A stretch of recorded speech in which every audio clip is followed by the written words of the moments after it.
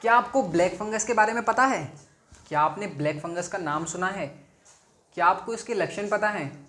यदि इन सब का जवाब नहीं है तो आपको ये पूरी वीडियो देखनी चाहिए।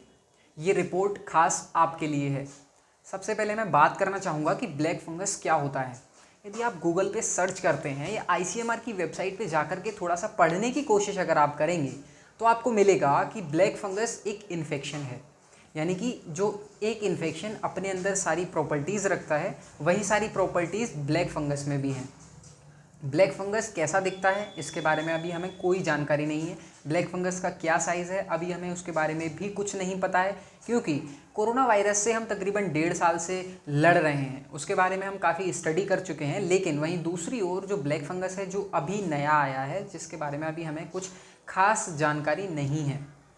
अगर मैं बात करूं इसके लक्षणों के बारे में तो एम्स के डायरेक्टर डॉक्टर रणदीप गुलेरिया, उन्होंने जानकारी साझा करते हुए बताया था कि ब्लैक फंगस के जो लक्षण हैं वो कुछ कुछ कोरोना वायरस से मिलते जुलते हैं।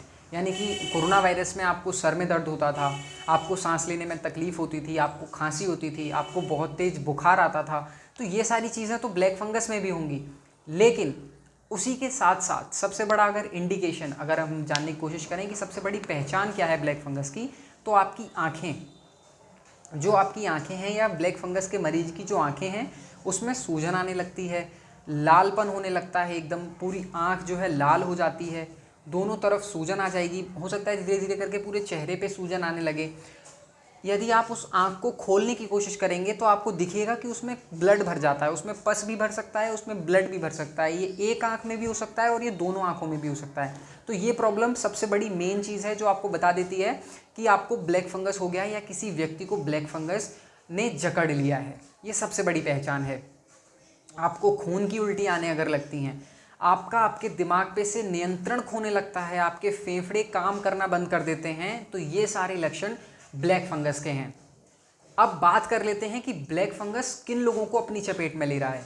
तो अभी तक जितनी भी स्टडी की गई है, जितने भी मरीजों पर परीक्षण किया गया है, जांच की गई है, तब ये पता चला है कि जितने भी लोग कोरोना मरीजों से ठीक होकर के आए हैं उनको ब्लैक फंगस अपनी चपेट में ज़्यादा ले रहा है। यानी कि ब्लैक फंगस की चपेट में वो लोग आ रहे हैं जो पहले संक्रमित रह चुके हैं और अब ठीक हो चुके हैं। उन्होंने वैक्सीन भी लगवा ली, अब वो ठीक हैं, घर पर आ गए, उसके बावजूद भी ब्लैक फंगस उन्होंने हो गया।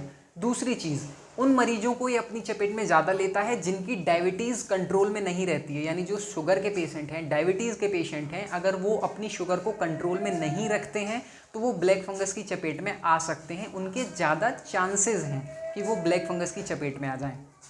तीसरी चीज़, जो लोग धूल मिट्टी में ज़्यादा जाएंगे, यानी जो कोरोना वायरस से ठीक होकर के आ चुके हैं और वो लोग बाहर धूल मिट्टी में ज़्यादा जा रहे हैं, बाहर की हवा लेने की कोशिश कर रहे हैं, अगर वो ये सोच रहे हैं कि अब हमें कोई प्रॉब्लम नहीं है, हम बिल्कुल ठीक हैं, तो अगर आप धूल मिट्टी के संपर्क में आएंगे तो आपको ब्लैक फंगस हो सकता है। या यदि आपकी बॉडी में कहीं चोट लग जाती है, कहीं कुछ कट जाता है, कोई घाव हो जाता है और आप उस पर थोड़ा बहुत भी ध्यान नहीं दे रहे, आप बाहर ऐसी खुले में घूम रहे हैं, उस चोट को अच्छे से धो नहीं रहे, तो इन्फेक्शन आपको जल्दी पकड़ लेगा। उस चोट की वजह से वो इन्फेक्शन आपकी बॉडी में बहुत जल्दी एंटर कर सकता है। ये सारी चीज़ें हैं। तीसरी चीज़ अगर मैं बताना चाहूँ तो ये है कि जो लोग स्टेरॉइड्स ले रहे हैं या जिन्होंने हैवी डोजेस ली हैं, वो लोग ब्लैक फंगस की चपेट में आए, कोरोना वायरस से वो लोग ठीक हो गए, उसके बाद उन्होंने स्टेरॉइड्स लेना शुरू कर दिया, हैवी डोजेस लेना शुरू कर दी, जिस वजह से वो ब्लैक फंगस का शिकार बनी।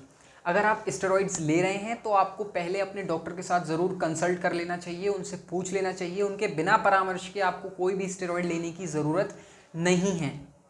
यदि हम इसके बचाव की अगर हम बात करें तो बचाव के लिए अभी तक जो गाइडलाइंस जारी की गई हैं उनके तहत मैं आपको जानकारी देना चाहूँगा कि आपको प्रॉपर मास्क लगा के रखना होगा। यानी हम बोल सकते हैं कि जो कोरोना के टाइम पे आपने रूल्स फॉलो किए थे वही सारे रूल्स आपको कोरोना से ठीक होने के बाद भी फॉलो करते रहने होंगे। अपनी इम्यूनिटी का खास ख्याल रखना होगा, गर्म पानी पीना होगा, आपको बाहर जाने से बचना होगा, धूल मिट्टी के संपर्क में नहीं आने चाहिए, आप सैनिटाइज करते रहें बार बार अपने हाथों को, अपनी बॉडी का ध्यान रखें। यदि आपको थोड़ा बहुत भी बुखार महसूस हो रहा है, आंखों में लालपन अगर आपको महसूस हो रहा है तो लापरवाही बिल्कुल ना करें, बाहर जाने से बचना चाहिए, धूल मिट्टी के संपर्क से बचना चाहिए। ये सारी चीज़ों का आपको खास ख्याल रखना होगा। अब बात कर लेते हैं कि भारत में अब तक कितने राज्यों में ये फैल चुका है। तो अगर हम विशेषज्ञों की माने तो विशेषज्ञों का कहना है कि अब तक तकरीबन हर शहर में एक ब्लैक फंगस का मरीज़ ज़रूर है। यानी कि एक ब्लैक फंगस का मरीज़ हर शहर में है, तो हम बोल सकते हैं कि तकरीबन सभी राज्यों में फैल चुका है। लेकिन अभी तक जितने आंकड़े आए हैं उनमें तकरीबन 13 से 14 राज्यों में ब्लैक फंगस फैल चुका है, जिसमें हरियाणा, दिल्ली, मध्य प्रदेश, महाराष्ट्र, तेलंगाना, कर्नाटका, उत्तर प्रदेश, उड़ीसा, ये सारे राज्य मुख्य हैं। अब तक जो सबसे ज़्यादा मामले ब्लैक फंगस के अगर कहीं पाए गए हैं तो वो है महाराष्ट्र, जिसमें 1500 से भी ज़्यादा ब्लैक फंगस के मरीज आ चुके हैं। वहीं दिल्ली की अगर हम बात करें तो 12 मई तक तकरीबन 160 मामले ब्लैक फंगस के दर्ज किए गए थे। उत्तर प्रदेश में भी अब तक तकरीबन 13 से 14 लोगों की ब्लैक फंगस के चलते मौत हो चुकी है। अगर हम ब्लैक फंगस के इलाज की बात करें तो ब्लैक फंगस के इलाज में विशेषज्ञों का कहना है कि तकरीबन 95% ब्लैक फंगस के मरीज़ की मृत्यु होना तय है। यानी कि केवल 5% ही चांसेस बचते हैं जब किसी ब्लैक फंगस के मरीज को बचाया जा सकता है। आशा करता हूँ ये सभी जानकारी आपके लिए बहुत ज़्यादा महत्वपूर्ण साबित होंगी। आप सभी लोग इन बातों का खास ख्याल रखेंगे। यदि आपको कोई भी ब्लैक फंगस से रिलेटेड कोई समस्या है या आप कुछ और जानना चाहते हैं ब्लैक फंगस के बारे में, तो आप हमें कमेंट बॉक्स में ज़रूर बताइएगा। ये थी हमारी